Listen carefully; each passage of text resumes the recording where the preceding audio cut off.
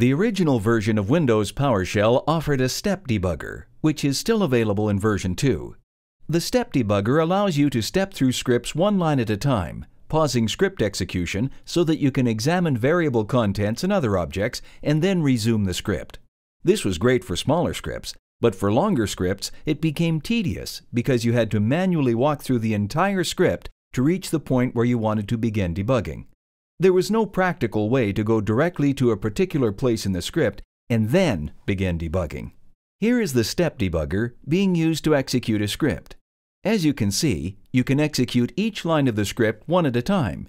You can also suspend or pause the script to examine the contents of variables.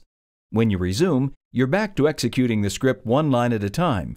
Imagine having to do this for a couple of hundred lines if the place you wanted to actually begin debugging was near the end of a long script. Windows PowerShell offers breakpoints to help alleviate that situation. With a breakpoint, you run your script normally, rather than using the step debugger. However, when the shell encounters a breakpoint condition that you have set, it automatically suspends the script, much as the step debugger does. You can set the following breakpoint conditions. Suspend when the script reaches a certain line. Suspend when a certain variable is read. Suspend when a certain variable is changed or written. Suspend when a certain variable is read or written. Suspend when a certain command or function is executed. You can also specify a particular action, which is simply a set of Windows PowerShell commands that you want to run in response to the breakpoint. You can then examine property values or variables and run exit to resume script execution. Breakpoints are managed by using cmdlets. Set PS breakpoint. Create a new breakpoint condition. Remove PS breakpoint. Delete a breakpoint condition. Disable PS breakpoint. Stop using a breakpoint condition but leave it in place. Enable PS breakpoint. Enable a disabled breakpoint condition. Get PS breakpoint. Retrieve one or more breakpoint conditions. Breakpoints allow you to define the conditions under which your script will suspend or take some other action. Here you can see a breakpoint being defined. This will pause execution when the variable var is accessed or modified. Below, you can see the variable being assigned a value of 10. This enters debug mode as denoted in the yellow text. The debug mode prompt is different, including the DBG notation and 3 angle brackets, telling you that the shell is suspended. Running the exit command exits suspend mode and returns to the normal shell. Then, the variable is accessed for read, and the breakpoint again causes the shell to enter suspend mode. Let's see breakpoints in action. Here, we're defining some new breakpoints that will trigger on a particular line of a script. Now let's run that script. You can see that the script automatically suspended when it hit the line number we specified in one of the breakpoints. Note that the breakpoints are defined in the shell itself and targeted toward a specific script. We didn't define the breakpoints within the script. Exiting suspend mode will allow the script execution to continue until it hits the next breakpoint. While in suspend mode, we can run any command we want, displaying the contents of variables, for example. While in suspend mode, we're inside the script scope, so it's like we're inside the script itself. Anything defined in the script is accessible to us at this point.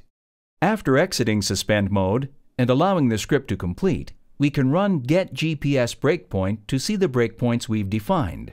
Running the command again and piping the breakpoint objects to remove PS breakpoint will remove those breakpoints from the shell. As you can see, we can now run the script and it will complete normally without hitting any breakpoints. The Windows PowerShell Debugger provides basic visual support for debugging, primarily in conjunction with breakpoints. There is no visual means for creating a breakpoint. However, once you create a line number breakpoint for a script, using the script parameter of set PS breakpoint, the ISE will display the breakpoint within the script by highlighting the specified line. When you run that script, the ISE will enable you to hover your mouse pointer over variable names in order to see the contents of those variables. Third-party script environments like Primal Script may provide their own, more robust debugging capabilities. Here, in the Windows PowerShell ISE, you can see that we've defined a couple of breakpoints, and that those line-based breakpoints are displayed visually in the script we're editing. If we run this script, suspend mode is handled inside the ISE, and we can hover over any defined variables to see what they contain. This can be a quicker way to use breakpoints, although the ISE does not provide a visual means of turning breakpoints on and off. Inside a third-party editor like Primal Script, you can see that we can set breakpoints visually. When running the script suspends in much the same way it did in PowerShell, and we can hover the mouse pointer over some elements to see what they contain. Be aware that the editor isn't necessarily using the native breakpoints under the hood. Also, the editor uses an independent instance of Windows PowerShell. If you set a breakpoint in a different PowerShell window, it isn't affecting what happens inside this editor. Don't just look at something in your script and make a quick change. This usually leads to additional problems rather than fixing the original one. You have to prove that what you've found is in fact a bug by observing it in action, using techniques like breakpoints and suspend mode. Then, fix one thing at a time. If that doesn't solve the problem, consider undoing it, so that you aren't putting useless fix on top of useless fix. The most common cause of logic errors is a variable or object property that contains a value other than the value you expected or anticipated. Debugging, then, is designed to help you see what variables and properties actually contain, so that you can revise both your expectations and your script accordingly. However, in order to begin debugging, you must have an expectation of what your script will do on a line-by-line basis. You won't know if your expectations are erroneous unless you have expectations to begin with. Before you even begin debugging, you should sit down with your script and a piece of paper. Make a note of what input values, if any, your script will be using. Walk through the script line by line. Make a note of what you think each line will do, and how you would verify each line's correct operation. Write down the value that each variable will contain, and note the values that you believe will be contained in object properties.